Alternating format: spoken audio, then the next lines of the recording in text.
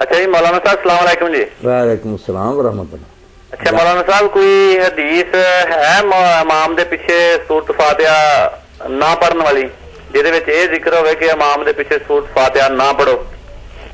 نہ تو میرے بھائی ایسی کوئی حدیث ہے جس میں صاف لکھا ہو کہ امام کے پیچھے سورہ فاتحہ پڑھو.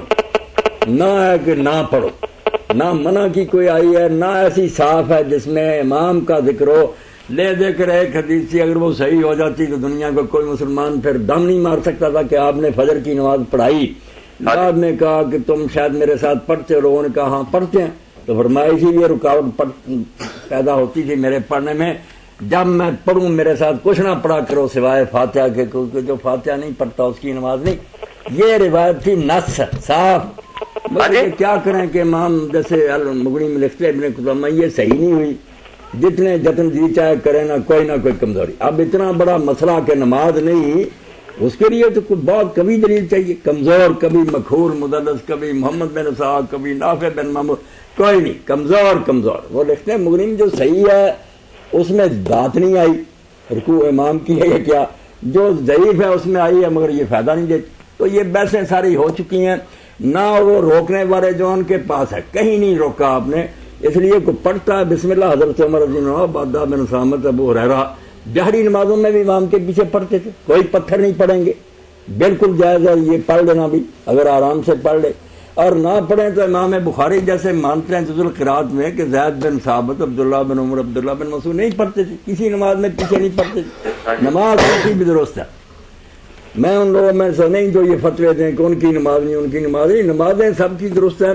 زیادہ صحیح طرز عمل یہ ہے جو سارے منصف لوگ مانتے ہیں کہ جہری نمازوں میں آرام سے سنو، کوئی نہ پڑھو. جب وہ آمین کہے گا ساتھ آمین کہہ دو، تم فاتحہ میں شریک ہو گئے.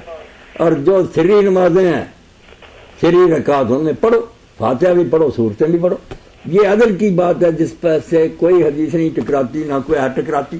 جائز سارے ہیں، پڑھتا جائے اس کی بھی ٹھیک ہے، نہ پڑھے اس کی بھی ٹھیک ہے. صاف سری حدیث کسی کے پاس نہیں، بالکل نہیں. جو ہے کہ جو نہیں پڑھتا اس کی نماز، وہ امام احمد کہتے ہیں یار جابر رضی اللہ عنہ سے زیادہ تم سمجھتے ہو. حالانکہ حضرت امام احمد پیچھے پڑھنے کے قائل ہیں، مستحب کی حد تک لازم نہیں سمجھتے، کہتے پڑھ لے اچھا. مگر وہ کہتے ہیں تشریح اس حدیث کی تو ہوگی جب حضرت جابر جیسے صحابی رسول نے کہا کہ جس نے امام کے پیچھے کسی رکعت میں فاتحہ نہیں پڑھی، نہیں جس نے کسی رکعت میں فاتحہ نہیں پڑھی اس کی رکعت نہیں، الا یکون ورا الامام. ہاں اگر وہ امام کے پیچھے ہو پھر کوئی بات نہیں.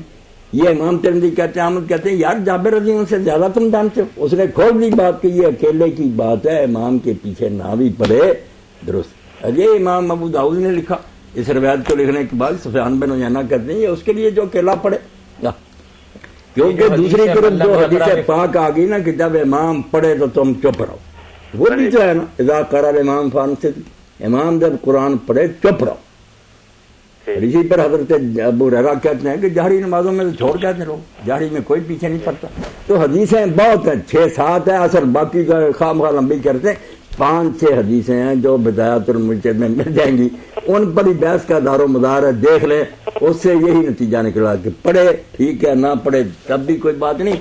ویسے جہری نمازوں میں خاموشی بہتر ہے، سری میں پڑھ لینا بہتر. سورۃ فاتحہ کے لیے بھی خاموشی.